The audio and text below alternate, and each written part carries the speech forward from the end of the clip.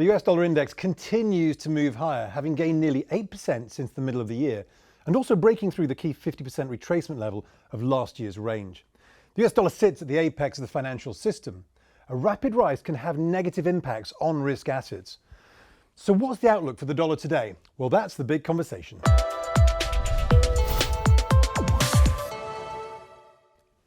During the early part of 2021, the broad-based consensus was for US dollar weakness. The fact that this was a near unanimous view was actually a warning for investors. At the end of 2020, we highlighted that after a strong performance in H2, the long emerging market equity trade, effectively a short dollar trade, was also one of the biggest consensus trades for 2021 in the Bank of America survey of investors. At the same time, we outlined the change in China's growth model. EM equities have struggled to perform this year. The much vaunted reflation trade never took hold in 2021 because we never saw the sort of globally coordinated growth that had previously put the dollar on the back foot when those higher beta emerging market currencies were leading the charge. Now, of course, part of the problem when commenting on the dollar today is that most commentaries fall into one of two aggressively tribal camps, either that of a dollar collapse or that of a dollar surge. Most of the time, however, the moves are far more mundane, but that's not the sort of narrative that people like to hear.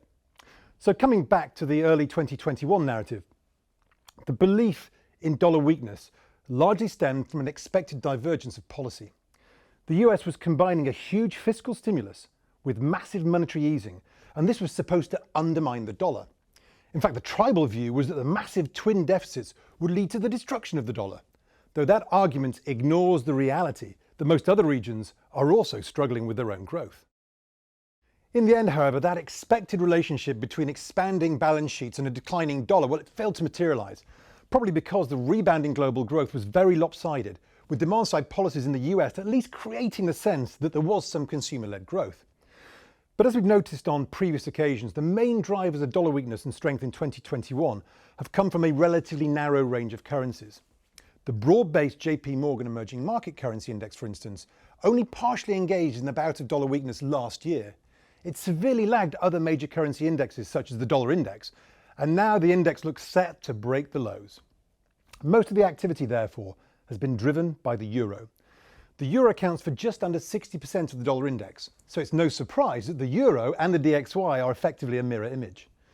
And during this period, the relationship between central bank balance sheets ended up working in reverse. When the ECB was expanding its balance sheet at a more aggressive pace than the Fed, the euro tended to rally, and vice versa, and the mirror image is pretty clear. When we invert the euro, it's fair to say that the recent rise in the dollar has outperformed even during this recent period, where the Fed's balance sheet has expanded faster than the ECB's. The US has talked a good taper story, but it's not actually commenced any meaningful tightening. And another favoured story that failed to materialise was the collapse in US real rates, which was also supposed to undermine the dollar. US real rates have collapsed, but they have been matched by many global peers, such as real rates in Germany. There's been no relative advantage or disadvantage. Some of the high goods prices in the US at least reflected increased demand, whilst higher input prices in Europe reflect higher energy costs. And for Europe, higher energy costs are an issue. They've been a drag on demand, and uncertainty remains because the Nord Stream 2 pipeline continues to face regulatory scrutiny, as well as geopolitical tensions. Europe's not self-sufficient in energy, and that's a problem when higher prices reflect supply constraints rather than robust demand. This has all been about price and not volumes. And Europe's also been impacted by that policy shift in China, which has bubbled through to depress demand across much of the emerging market complex. Europe's heavy industry has become reliant on growth in developing markets, and that growth's not really been forthcoming. As a result, the relative economic surprise in the Eurozone relative to the US has recently been struggling, and that appears to be weighing on the strength of the euro. Though once again, we can see an acceleration in the currency move relative to economic differentials. Many of these trends were already well established before the recent COVID surge in Europe, and Eurozone policymakers are partly to blame. They indicated that they wanted a cap on the euro earlier in the year, and they appear to have got what they wanted. When the real effective exchange rate of the euro has historically experienced a surge, Eurozone policymakers have initiated a verbal intervention, and this chart, which we showed earlier in the year, suggests that verbal intervention once again coincided with a turning point for the euro. And another clue to potential dollar strength from earlier in the year was the lack of outperformance from emerging market equities, even when the US dollar was on the back foot. The EM underperformance since then suggests that there was more at work than just a currency impact. The ratio of emerging market equities versus the S&P is close to the 20-year highs in terms of US outperformance. And that's also helping the dollar because it's encouraging capital to continue chasing into those US equity markets. And even when the US tech sector is taking a breather, its leadership is simply replaced by another US sector such as small caps. Now, obviously, some of this EM equity underperformance was due to regulatory changes in China that saw extreme divergence from the US equivalents. We may now have seen peak regulatory change that favours a rebound in some of these Chinese tech names, though there remains a significant amount of uncertainty within China's property sector, which is a larger component of that economy than tech. So that's the backdrop of dollar drivers, which helps frame what might happen next.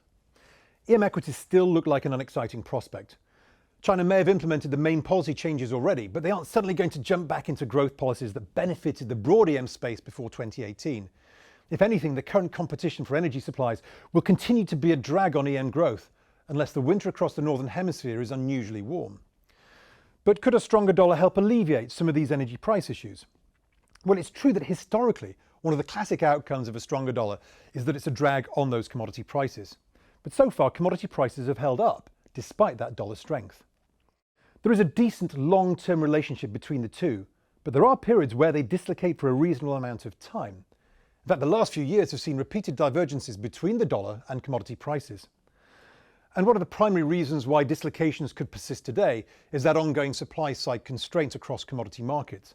A higher dollar impacts demand, and therefore, if it was excess demand that was causing commodity prices to soar, then we should expect a reaction from a move higher in the dollar. But if it is supply-side issues that are pushing prices higher, then there's not much that the level of the dollar or the threat of monetary policy can do about it. The supply issues will just need to work themselves through the system. But in terms of the dollar performance from here, the outlook is relatively sanguine. I'm in neither the tribal bull or the tribal bear camp. The fact is that with the DXY at 95.5, it's marginally above the average level of the range that it's carved out since the beginning of 2014. Furthermore, with this improved performance, we've understandably seen a shift in the positioning and sentiment from earlier this year. The chart we featured in the summer was the performance of the euro versus the CFTC non-commercial or speculative positioning in the futures market, which we use as a proxy for overall positioning, even though volumes are tiny when compared to the over-counter markets. When we last showed this, the record longs, and these are not adjusted for open interest, so there's a bit of a fudge here, but the longs had already started to reverse. We pointed out at the time that once this started to reverse, it usually continued to move back towards a neutral position, and on every previous occasion, the euro has experienced a reasonably large drawdown, and that's again occurred this time. CFT positioning is now back at neutral, and it's dropped a very long way from the highs. Positioning is therefore far less of a factor today. We've also seen the dollar have a reasonably major turning point through 4 of the last 6 year ends. Now, whilst that may seem little more than a coin toss, the point here is that the turn did come around the year end and often never looked back for an extended period after that.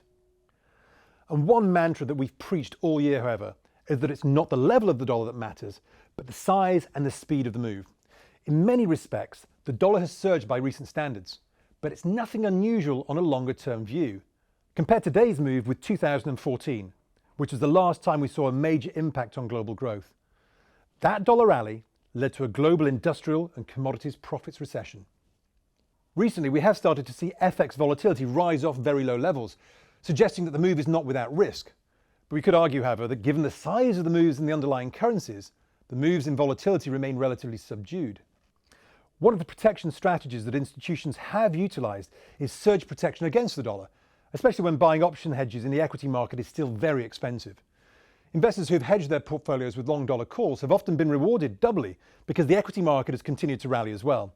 Today, though, not only has investor sentiment started to shift in favour of the dollar, but strategists are also starting to jump into the bullish dollar camp. This is no longer a one-sided bet like it was earlier in the year. And the main thinking today is that we're seeing extreme policy divergence between countries with growth and inflation, which are taking off, versus those where growth remains subdued, even though inflation has picked up in many of those countries as well. Generally, the expectation is that the dollar should outperform versus low-yielding currencies, such as the Japanese yen, the Swiss franc and the euro. On the other side of the ledger, there's an expectation that commodity currencies should perform well against the dollar because of the stickiness in raw material prices, though the Aussie dollar is dangerously close to key support. Maybe the worst of the supply chain issues are now behind us.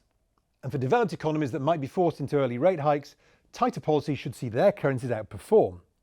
But for emerging markets that are forced into rate hikes, well, that can often be a negative for currency performance.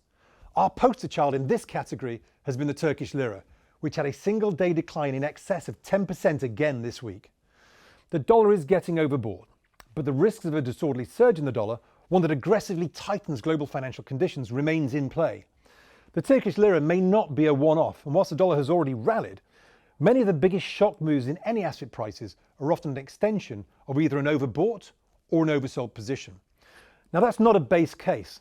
The dollar has merely ground into the middle of the range, but the risk of a surging dollar is one that prudent investors should consider hedging as an alternative to buying that expensive equity index put protection.